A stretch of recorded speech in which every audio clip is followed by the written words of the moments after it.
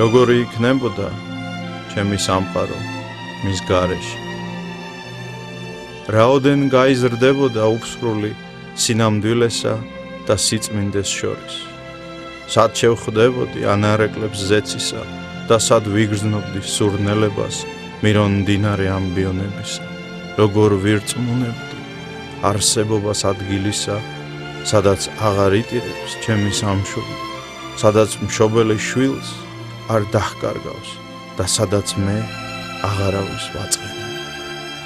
რით დავიმსახურეთ ქართველებმა ეს წყალობა და თუ არაფრით დაგვიმსახურებია, რით ამოვიდეთ უფლისადმი ამ ვალიდან ოდნავ მაინც. იქნებ სათუთი გაფრთხილებით ამ ღვთიური საჩუქრისა. იქნებ მორჩილებით მის მიერ დადგენილი განწესებისა. იქნებ დაბრუნებით ჭეშმარიტი სიცოცხლის წყაროსთან, სადაც ის მარად მომღიმარე და მიმტევებელი თვალებით გველოდება. ჩემი უსამარცხვინოესი საქციელების მიღმაც კი, სადაც ავსული მიჩურჩულებს ეჭვებს და სადაც ადამიანს აღარაფრის თავი აღარ გაქვს, მე მპატრონობს და სიმხნევის დაკარგვის უფლებას არ მაძლევს ჩემი მამა. ის მგონი ლომი უფროა ვიდრე ადამიანი, დამდობი ყველა მონანულისა და უდრეკი თავისი შვილების მტრებთან. მზერა მისი სხივია დროის მიღმა მანათობელი მზისა. ხმა მისი სიბრძნეა დიდებულ წინაპართ გულებთან ნასაუბრევი და ნაზიარევი.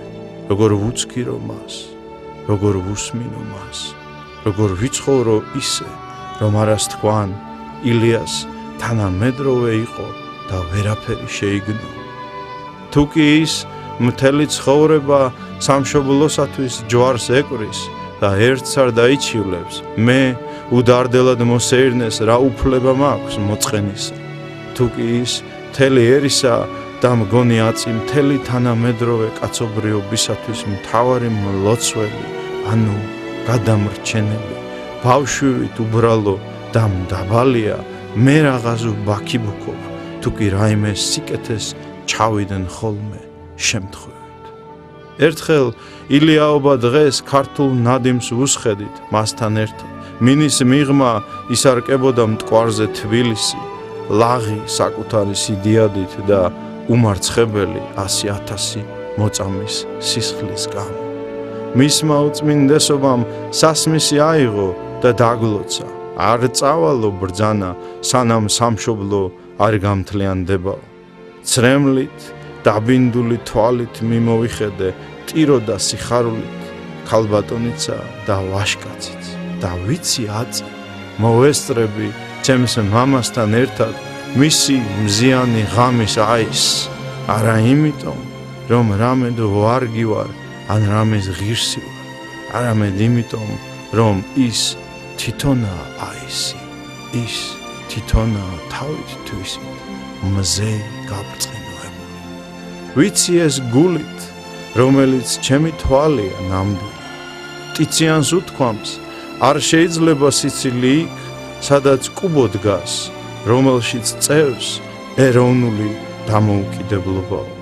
მაგრამ ასევე არ შეიძლება ამ კუბოსთან დაკარგვა სასოებისა და იმის მოლოდინისა, რომ მართასთან ერთად უფალს გამოგებებული გაიგებ.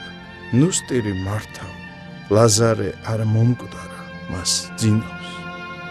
ტუჩებ დამშრალი და მირაჟებისაგან გათანგული მონის ლასლასი უსულობის უდაბნოში იმ ოაზისთან მთავრდება, რომელსაც ჩემი პატრიარქი ქვია. ვუცქერ ამ ოაზის და ხარობს ჩემი გული ონიქსის შადრევნებიდან მორაკრაკე ლაჟვარდის ფერით. მგოსანს უთქვამს, ისეთი ღრმა და წმინდა ზეცა ალერსით სავსე თითქოს ღვთისმშობლის ცრემლი დამეცა ლოცვის დროს თავზე. სიგრილეს უგრძნო უდაბნოდან მოსული იმედსა და ბედნიერებას, მე ხომ საქართველოს გაბრწყინვების წინა ხანაში ვცხოვრობ ჩემი მამის მფარველობის ქვეშ და მადლობა ღმერთს ამისათვის.